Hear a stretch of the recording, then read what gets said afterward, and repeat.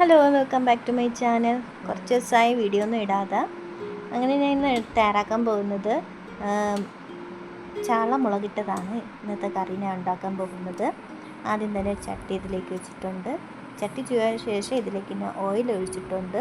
എന്നിട്ട് കടുകിട്ട് പൊട്ടിച്ചിട്ട് ഇതിലേക്ക് ഞാൻ ഇഞ്ചി കട്ട് ചെയ്ത് വെച്ചിട്ടുണ്ടായിരുന്നു. കുറച്ച് ഇഞ്ചി ഇതിലേക്ക് ഇട്ട് കൊടുത്തിട്ടുണ്ട്. പിന്നെ വെളുത്തുള്ളി ഒരു 5-6 വെളുത്തുള്ളി എടുത്ത് നുര അരിഞ്ഞിട്ട് ഇതിലേക്കൊന്ന് ഇട്ട് കൊടുത്തിട്ടുണ്ട്. പിന്നെ എല്ലാം കൂടെ നന്നായിട്ടൊന്ന് വഴറ്റിയെടുക്കാം.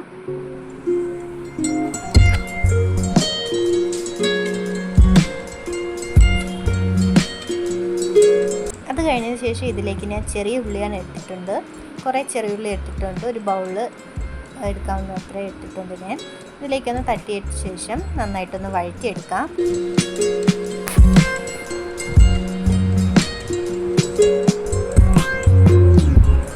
ഉള്ളി ഒരു ബ്രൗൺ കളർ ആവുന്നത് വരെ നമുക്കൊന്ന് ഇളക്കിയെടുക്കാം.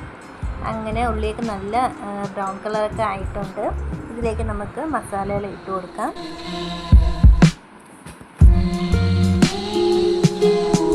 ഇതിലേക്ക് ആദ്യം ഇടാൻ പോകുന്നത് മഞ്ഞൾപ്പൊടിയാണ്. ഒരു 1/2 ടീസ്പൂൺ മഞ്ഞൾപ്പൊടി ഇട്ട് കൊടുക്കാം. അത് കഴിഞ്ഞിട്ട് ഇതിലേക്ക് ഒരു 1/2 സ്പൂണ് പെരിഞ്ചീരകം കൂടി ഒന്ന് ഇട്ട് കൊടുക്കാം. അത് കഴിഞ്ഞിട്ട് ഇതിലേക്ക് ഞാൻ 2 പച്ചമുളക് എടുത്തിട്ടുണ്ട്. അതും കൂടെ ഒന്ന് ഇട്ട് കൊടുക്കുക. വേണമെങ്കിൽ ഇട്ടാൽ മതിയാവും. ഓൾറെഡി നല്ല എരി ഉണ്ടാവും ഇത്. അതും കൂടി ഇട്ട് കൊടുത്ത ശേഷം ഒന്ന് ഇളക്കാം. അത് കഴിഞ്ഞിട്ട് ഞാൻ ഇവിടെ ഒരു 2 ടീസ്പൂൺ മുളക് ഒന്ന് ഇടുന്നുണ്ട്. അതും കൂടെ ഇട്ടിട്ട് നമുക്ക് നന്നായിട്ടൊന്ന് വഴറ്റിയെടുക്കാം.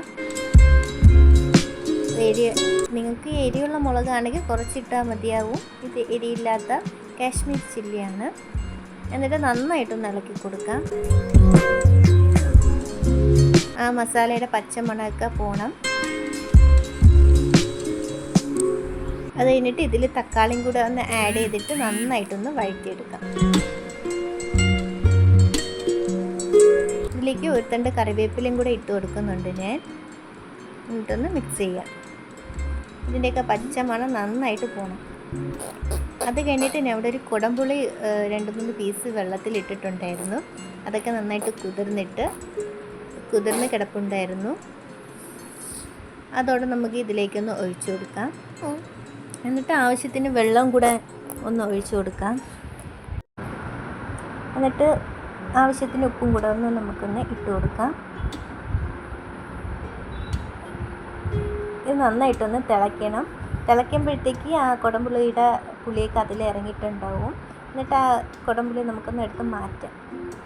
2-3 പീസൊക്കെ ഉണ്ട്. അതൊക്കെ എടുത്തൊന്ന് മാറ്റിയെടുക്കാം.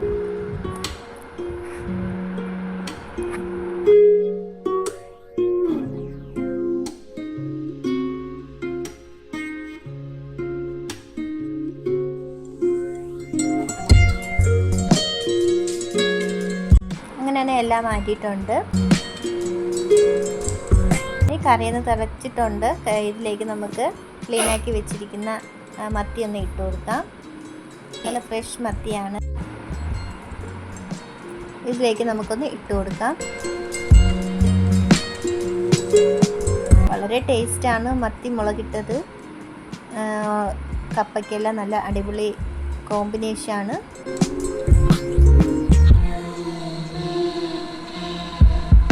എന്നിട്ട് എല്ലാം കൂടെ നമുക്കൊന്ന് നന്നായിട്ടൊന്ന് മിക്സ് ചെയ്ത് കൊടുക്കാം.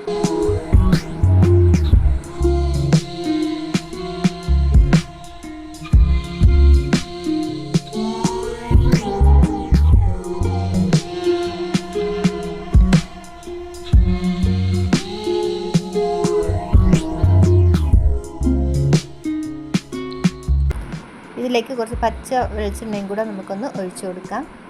നന്നായിട്ടൊന്ന് വെട്ടിത്തിളയ്ക്കണം. അങ്ങനെ ഇതിലേക്ക് ഒരു കൊത്ത് കരിവേപ്പിലയും കൂടെ നമുക്കൊന്ന് ഇട്ട് കൊടുക്കാം. അങ്ങനെ നമ്മുടെ മത്തി മുളകിട്ട കറി ഇവിടെ റെഡി ആയിട്ടുണ്ട്. എല്ലാവരും ഇത് ട്രൈ ചെയ്യുക. വളരെ ടേസ്റ്റാണ്. ഇതിലേക്ക് ഞാൻ അല്പം ഗരം മസാലയും കൂടെ തൂറ്റിയൊന്ന് വേണമെങ്കിൽ ഇട്ടാൽ മതി, ഒരു മണത്തിന് വേണ്ടിയിട്ട്. അങ്ങനെ നമ്മുടെ മത്തി മുളകിട്ട കറി ഇവിടെ റെഡി ആയിട്ടുണ്ട്. എല്ലാവരും ഇത് ട്രൈ ചെയ്യുക. വളരെ ടേസ്റ്റാണ്. കപ്പയ്ക്കെല്ലാം അടിപൊളിയാണ്. എൻ്റെ വീഡിയോ ഇഷ്ടപ്പെട്ടെങ്കിൽ എല്ലാവരും ലൈക്ക് ചെയ്യുക, സബ്സ്ക്രൈബ് ചെയ്യുക. അടുത്ത വീഡിയോയുമായി വീണ്ടും കാണാം.